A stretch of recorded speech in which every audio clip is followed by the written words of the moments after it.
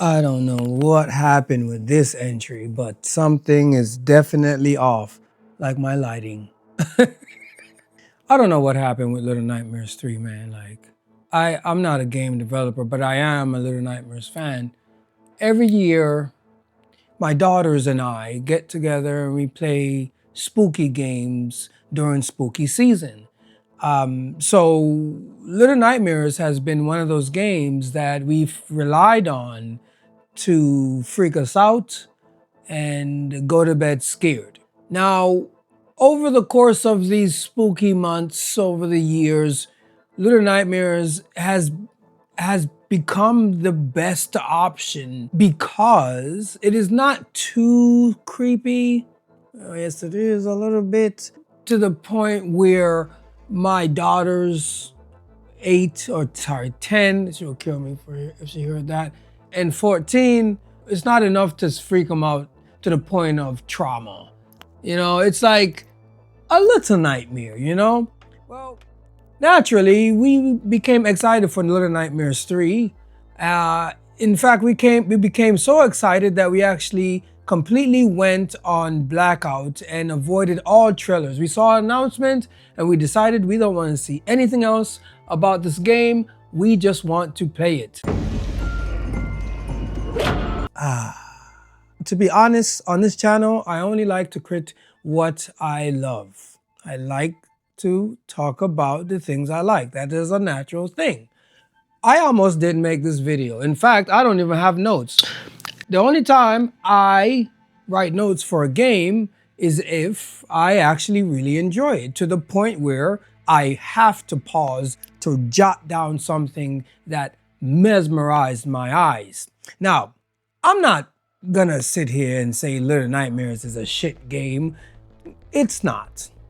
It just doesn't have the pizzazz of Little Nightmares 1 and 2, 2 and 1. Something is definitely missing, and I understand it's a different team that made this game, but I still feel like it has the Little Nightmare title, so it should live up to what we got. And sadly, according to my children and myself, it didn't. It didn't. Visually, the game is still very atmospheric, which is very, very good. Thank goodness. However, I feel like there's something not as iconic as the first two, and it doesn't boil down to 6 not having a yellow jacket or 6 not being in the game for that matter. I think the thing is, there is a missing sense of mystery. It felt like we've been through this nightmare before. And the thing about fear and horror, and I promise I'm not becoming a horror channel. I'm not a horror channel. I am in the spooky season, so I'm playing Silent Hill F, which I honestly should be making a video on, but I am so stunned and shocked at the ending that I got last night that I still haven't decompressed my thoughts on that game. And I forgot my previous points. The thing about fear, it takes a bit of novelty to be effective. So when you enter a room in Little Nightmares and you realize you see a horrific individual and that horrific individual looks familiar to you, you're not gonna be as scared because you're kind of knowing what to expect. It's a drop of oil in a nice clean glass of water that doesn't quite go away because you start to realize that a lot of the things in this game were heavily inspired by the previous games, therefore smothering the horror. The visual direction in Little Nightmares 3 is actually very good. It's very atmospheric. You still feel like a helpless child or helpless children that are trying to survive some of the most gut-wrenching, scary-ass environments that you could ever dream of, especially in part 2 and 1. I will say, one thing that I really appreciated about Little Nightmares 3 was how dynamic they got with their chase cam. There are certain segments in Little Nightmares 3 where you're running from a thing, and the camera work is fantastic. You feel a sense of, oh my gosh, this is it for us. This is over. This is the end. Admittedly, sometimes there are some bugs when it comes to running from things or running through things. We encountered maybe around 4 or 5 bugs. For a short game like this, it stands out very, very bright because you're not spending that much time in this world, and every little second is memorable. So when you start to glitch, it can be very jarring and memorable. And for those who played the game, there's a cool time shifting visual that I really, really like. I think it's pretty cool. I wish there was more of that in this game. In fact, I wish the game would have leaned heavier into the time mechanics because they did it so well. Okay, so this is the most expensive Little Nightmares has ever been. And to be honest, I don't feel like I got my money's worth. I got the deluxe edition. Yeah, we got extra costumes, but we didn't really use them that much. Honestly, we wanted it to stay closest to the original direction that the team intended. And we find that when we switch costumes, we don't take the story as seriously because one, a lot of the costumes are not what the character would be wearing in this situation. And two, it kind of takes away from, what the original storytellers are trying to say. Upon finishing Little Nightmares 3, my daughters and I were very mixed in our emotions. I felt like, okay, I get it. They wanted more, a lot more. It's not very good when the ending sequence happens and the credits rolled up and their first response is, what? That's it? That's all? Then you know that game has failed the expectation of your daughters. Now my 10-year-old wants to play Silent Hill F, and I can't let her because I know that game will traumatize her. So put it in the comment section, what's a good co-op horror game? I guess that's a great segue into what I don't like about this game.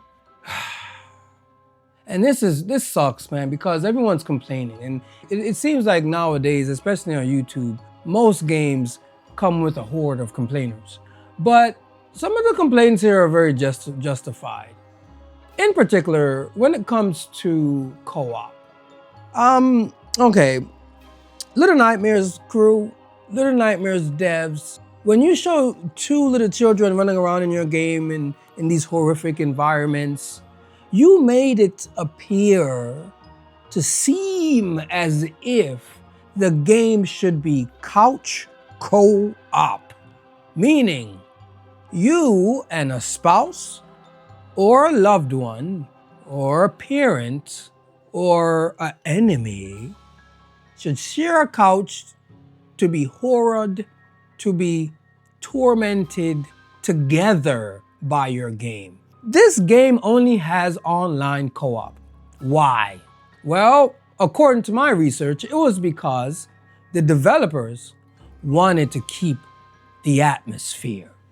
And splitting the screen would have broken said atmosphere. Now, in the year of 2025, the year that we're currently existing in, a game came out earlier in the year called Split Fiction. Now, Split Fiction, in my opinion, has the opposite problem of Little Nightmares. That game was long. It felt overly long. Very good game, but I felt like the game wore out its welcome. That game could have been kind of shorter, to be honest, because it's a lot of game. But the one thing about Split Fiction that I think the Little Nightmares team can really, really learn is the art of the split screen. They didn't just take their screen and split it down the middle. Split Fiction merged, unmerged, flawlessly, and most importantly, seamlessly, to the point where your mind is not disturbed by a difference in perspective, or should I say the immediate difference difference in perspective. So the game is built like a co-op game, no couch co-op. So instead of having a breathing, farting human to control the second character, they have the PlayStation controlling the character, or the PC, or whatever platform you play as. The computer controlling the character. The computer doesn't have the proper reflexes and reactions that a human player would, so it definitely pulls you out of that immersive experience many times. There are times when you're trying to do something and the computer, I just dropped my pipe. The computer hesitates. And guess what? If the computer gets sacked, you get sacked. So you have to restart again.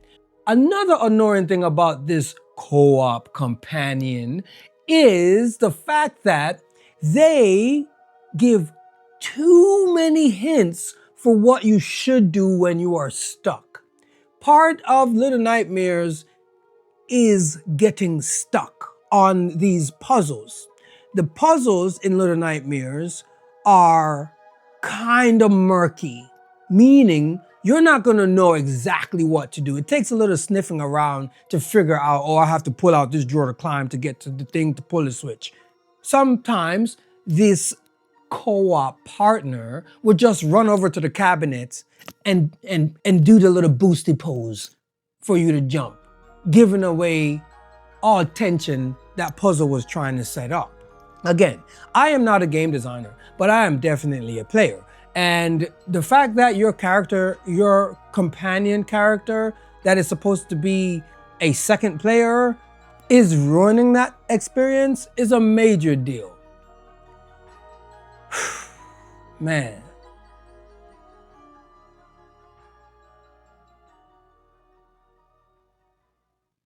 Yeah. I really dug the visuals in this game, but I don't think visuals are everything when it comes to a game, because it's a video visuals and a game. The game is a part of the thing. Sometimes it's the opposite. Sometimes a game will have a lot of gameplay, but the visuals are just not, they're just not that impressive, right? In Little Nightmares, it's the opposite. It's like the visuals are very impressive, very engaging, very immersive, but then the gameplay is like, it's not good. It's not good. It's not good. And again, I think it's not good because you have the CPU playing the second character. If it was co-op with a nice but seamless split screen, and they could do some cool stuff like phasing the split screen in and out. They don't have to have like a big black line going down the middle. They don't have to do that. They can have it like it looks like sand is like phasing together and pulling apart when you come back in the same space, when both players come back in the same space. They could have done a plethora of things. But again, I'm not a game designer, I'm only a player. So maybe it's too hard to code. Maybe that's why I'm not in game development. I would have been the guy that constantly gives these hard to program ideas, and I would have probably got kicked off the team. Should you buy Little Nightmares 3? Okay, only if you have to know what's going on in the story, you should, I guess. I would wait for it to go on sale, to be honest. I wish I would have bought something else. Even my daughters were like, Daddy, nah, man. And again, I almost didn't make this video. I just thought I could come on here and give my 2 cents since we finished the game over this weekend. And yeah, damn. All that waiting and anticipation for disappointment. That's a sour feeling, man. That's a sour feeling. But it's okay. I still have another playthrough of Silent Hill to go through, and that game kicked me in the teeth with that ending because I didn't see it coming. It's clear as day. I don't know how I didn't guess that ending. It's so weird, man. Video coming soon for that. And like I said, this channel is not a horror channel. I want to just make videos on games I like, because this is just for fun anyway. So, for those of you who have no idea who I am, my name is Jahbu Ori. I am a lifelong artist who is still making artwork with these hands. If you would like to see my work, you can head over to my website, jahbu.com. Or you can watch my shorts. This sounds so weird, shorts. My shorts on my Art by Jahbu YouTube channel or on social media somewhere. On Instagram and TikTok, I am simply JAHBU_ART, Jahbu_art. I hope you guys are having a wonderful spooky season. We had one dud this year. Man, dang, man. And then I like the characters. The characters I thought looked dope, but it is what it is. It's a dud. I'm sorry, I gotta put this one as a dud. Let me know what you're playing. Let me know what you're playing, if you're playing anything spooky. And if you're not into the spooky stuff, what are you playing? Are you playing an RPG? Are you playing Ghost of Yotei? Where is it? I have it somewhere here. Where's Ghost of Yotei? Yeah, I got it. Still in Saran. Yep, I still got it. It's coming. But right now, I am on Silent Hill, man. Silent Hill is doing it for me. And Unicorn Overlord. I don't think I'm ever gonna stop playing that game. That game is just magnificent. Anyway, my wonderful, beautiful people. Until next time, one love, peace.